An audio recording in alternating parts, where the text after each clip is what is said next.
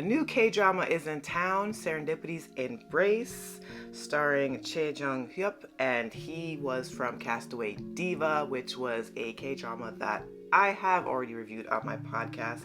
So-hyun also is in this drama as well. This podcast is going to be kind of my first impressions,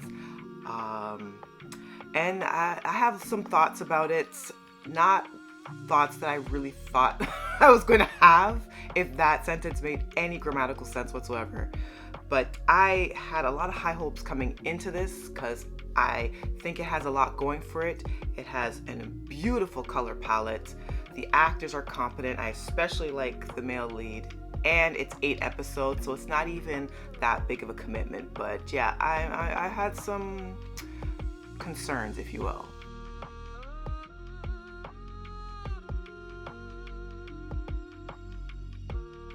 Hi, I'm Monique. I am the host of Off by Purple Heart podcast, where I talk to you about K-dramas, C-dramas, BTS, and so much more. As by the way, Who by Jimin from Muse is out. Muse is out. I need you to go stream. I always have to do like a little BTS shout out. Anyhow, Serendipity's Embrace. I am in the mood for shorter format K-dramas. I actually think that a lot of K-dramas suffer from going on too damn long. I think there's a lot of shows that have 16 episodes or more that could have wrapped up everything nicely in a smooth 10. I feel like you should have as many episodes as you need to accurately portray the story that you need to. Now, if I'm enjoying the performances and the actors have a phenomenal chemistry, this can go on for several episodes. So Serendipity's Embrace has a lot going for it already. And I do like that it's a second chance romance, even though I do have some gripes about any type of romance that deals with two adult characters that, you know, knew each other from high school or from childhood. I think this is such a tried and true trope in K-drama land and in a lot of romance stories, but definitely in K-drama land, this is definitely a staple, and I think they can walk away from the staple. It would be nice, okay? Two adult characters just come and meet, and even if they had past dealings with one another, they could have still been adults and drifted apart as adults. And then, you know, as older adults, they still can come back together, you know, and do second chance romance. So that's not really a fair gripe towards Serendipity's Embrace for the most part, but that's just one of my first little pet peeves going into this show. These two main lead characters are reconnecting after quite some time apart. The female lead, I think, had a crush on the male lead, and for whatever reason that romance didn't come to pass. They come back together, and it turns out that the male lead actually secretly really was head over heels in love with the female lead for a long time, and she's not really feeling him that much. That's the sense I got. I'm gonna be honest with you. I fell asleep multiple times watching the first episode. And that's not great. I am a girly that loves a good slow burn. Trust and believe. I love a good slow burn. And this show obviously is not going to be taking too long to get to the point because it only's got 8 episodes, which I said is an absolute pro. It's absolutely in the pros list for the show. And I like the two actors, you know, even the female lead, So-hyun, she was in Lovely Liar as well. I did a podcast episode or 2 about that show. So I know both lead actors are competent, but I did get bored, and I don't know why. I know I watched it like at midnight, so that might be part of it too. Like I was just ready for bed, but I just was bored in parts. It somehow just felt like it kind of dragged on a little bit. One of the things that I did like about the episode, however, though, was when the female lead and the male lead kind of reconnect, because there's kind of an interesting meet cute. They meet in a cafe, and they're both technically on blind dates.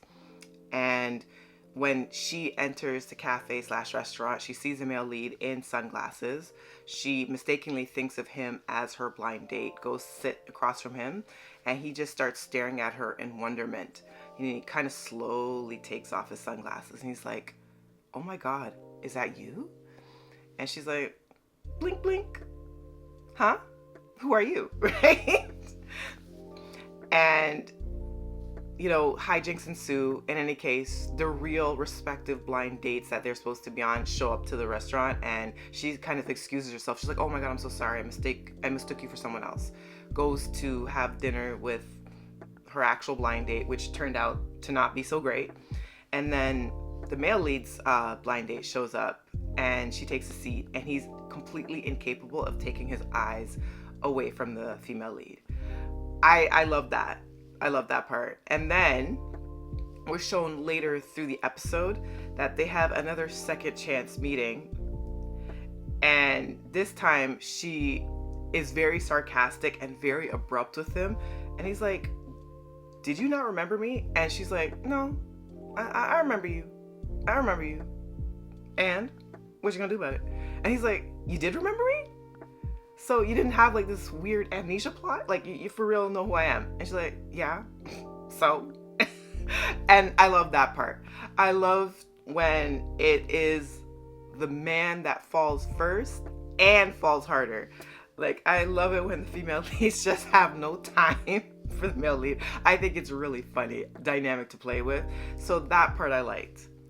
But I missed a lot of the nuance of the story and probably missed on a lot of other key moments because I kept falling asleep. So you, as someone that might be a viewer of this podcast or listening via podcast, is like, we're probably thinking to yourself, is that really a fair assessment or first impressions? And perhaps you're right, it's not the most fair. But even though it was late at night that I was watching this, I am a little concerned because as much as I went into this thinking, oh yeah, this is going to be exactly what I need, it's not a good sign that I fell asleep multiple times in the first episode. It's just not. Late at night or not. So I am hoping that it was a one-off, and I'm going to go back and I'm going to watch the second episode. I at least can give shows that have potential in my eye 1 or 2 episodes to kind of feel itself out. By episode 3, you either got your stuff together or you don't, right? So I will most likely go back and give it a chance during a more earlier period in the day when I have the off chance and see again if it will spark my interest. But it has potential, but it could pick up the energy a little bit, you know what I'm saying? But it has some moments. One thing, Hyeop, who he plays the main lead in the show and was in Castaway Divas. His character is very similar in cadence and the way just he moves, the way he speaks. His presence is very similar to the character he played in Castaway Diva as well. And that might be a good thing or not, because I actually really liked him in Castaway Diva, but with this character, I would like to see something a little different, and I hope we get a little bit more into him and his motivations in the next episode.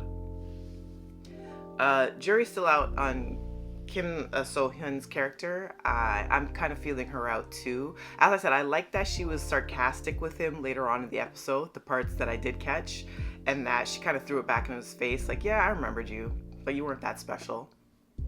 What, you thought I was gonna like head over heels, like just falling over my ankles for you, that we meet again as adults? Please, go sit down.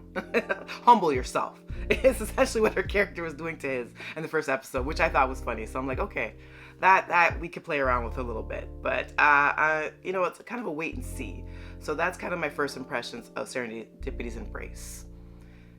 2 competent actors, beautiful coloring, beautiful palette for the show, sweet soundtrack, has a chance to be really interesting, but first episode kind of fell flat for me. But I hope for more. Apparently the webtoon that this was based off is popular, and there's something very gorgeous in using Serendipity's Embrace as a title for your show. Like the word serendipity in general, I just adore it so much. And that's partly because Jimin's Serendipity is one of my favorite songs of all time. But anyways, that will veer into a much different conversation for this podcast, which I'm not going to do today. So if you're watching via YouTube, Let me know, have you started Serendipity's Embrace? What do you think of it so far? Are your thoughts kind of similar to mine? Do you think I'm being a little harsh by saying it fell flat in some spots and then I fell asleep a couple of times? What do you think? Your thoughts? If you're listening via Spotify or Apple Podcasts, I love you. I appreciate you so much. I'm going to continue doing my thing. I have so many C-dramas up for filming and editing because I'm watching a lot of stuff, and there's some interesting stuff on the horizon. K-drama land is still kind of up in the air, but I'm hoping we're getting into the bottom end of the summer, that the good stuff is just yet to come. So hopefully you'll remain with me on the journey through all of that. Anyways, if you're having a good day, hope you're having a good evening, hope you're having a good night. Until the next podcast, bye.